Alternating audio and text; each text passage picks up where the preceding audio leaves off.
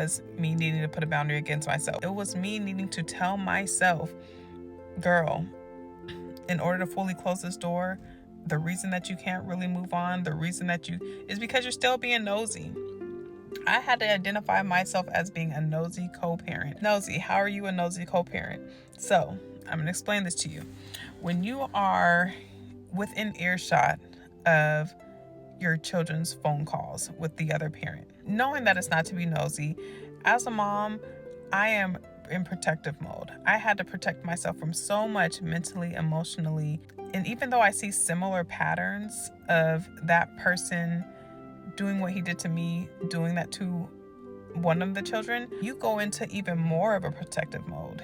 You literally go into a stage where you're like, oh no, there's like, I need to be the eyes and ears of all conversations. And I am guilty of that because, again, I'm going to protect my children. And when you are the parent who has done the leaving, that person is going to try to get to you and trigger you any way that they can. When they recognize that they can no longer trigger you when it comes to things like the pepperings, the blaming, the smear campaign, all of those things, when they realize that it doesn't get to you, they're going to go to the next level. And the next level is typically to go through the kids.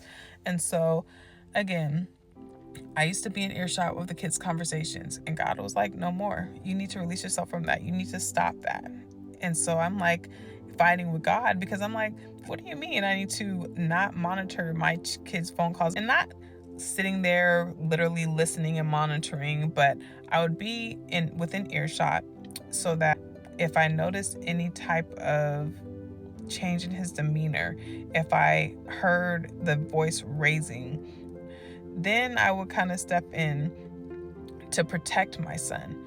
Because again, when you know the patterns and you recognize the pattern of a person's behavior and you see what is happening when they are trying to get you to engage, because once you engage, that's what starts that whole cycle of, oh, I've got her attention and now I can go in the way that I want to go in. And then you're stuck in this back and forth text message war and all those. And then you're, boom, having to reestablish that boundary and reinforce that fence.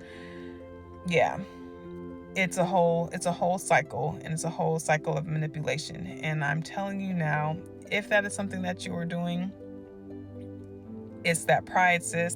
Put it aside and move on with your life.